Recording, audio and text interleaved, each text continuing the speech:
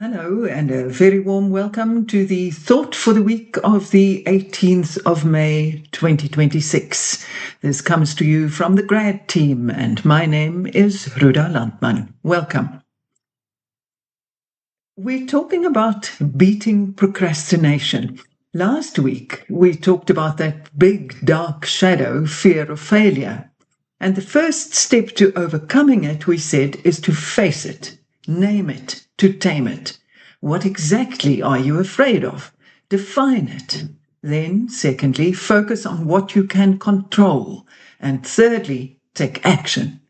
This week, we pick up there. What kind of action should you take? And in this moment of your life, with exams probably around the corner, just 10 days away, there's only one answer. Study, study, study. If you're going to build a house, you need to lay the bricks. In working towards your degree, you need to pile up the hours of effective study. So, in the next few newsletters, we are going to concentrate on that effective study. Your biggest enemy is procrastination. You know the feeling. This is too big and overwhelming. I'll start tomorrow, or the day after, or maybe next week, but not now. Now, I'll rather be on social media or hang with friends. That is absolutely natural. Your brain is trying to protect you against the stress caused by the big task that you have to complete. Plus, when you do something nice, it releases dopamine, which makes you feel good. But the work still needs to be done. And tomorrow you have one less day to do it in. So you have to start now, today. Two things can help to counter the temptation of procrastination. One, have a plan. And two, break up the task into smaller units. Let's start with have a plan. We said this when we talked about time management in February. Being a full-time student is exactly like having a full-time job. You have to spend about 40 hours a week on your studies. If class time comes to a total of about 15 hours a week, you have to schedule another 25 hours of study time. That means about 4 hours a day, every day, 6 days of the week.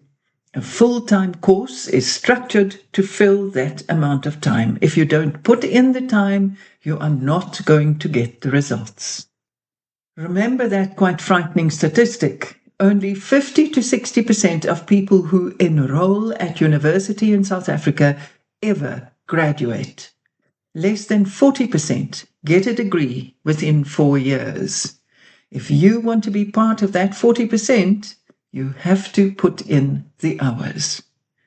So, if you haven't yet done so, first point, make a schedule. Make a schedule of all the days of the week and block out at least 3.5 hours every day for study. Evenings are easiest. You can do 7 to 9 and then 9:30 to 11. Stick up your schedule above your desk. From now on, think about this like the 10 Commandments in the Bible. It is set in stone. Your study hours are sacrosanct, untouchable. Do not reconsider it. Sit down at your table at 5 to 7 and start. That's make a plan, have a plan. Now, break up the task. To make it feel more doable, break up your blocks of time by using what is called the Pomodoro technique. Pomodoro means tomato in Italian. The guy who came up with this technique had a kitchen timer that looked like a tomato. There's a link in the text on your phone to a clear, fun video. It works like this. Decide on the task, set a timer for 25 minutes, work with total focus till it goes off, relax for 5 minutes, and repeat the process. After 4 Pomodoros, take half an hour for coffee with a friend or a run or chatting to your mum. But set your alarm, and after half an hour, back to your desk. Then start over. 25 minutes, 5-minute break, 25 minutes. It works like a charm. There's a little summary in the text. It's a green block and it says Pomodoro. 1. Decide on a task. 2. Set a timer for 25 minutes. 3. Work with complete focus till the timer goes off. 4. Relax for 5 minutes. 5. Repeat.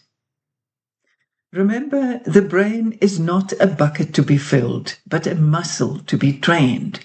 The more you study, the fitter your brain will become to accept and work with new information and skills.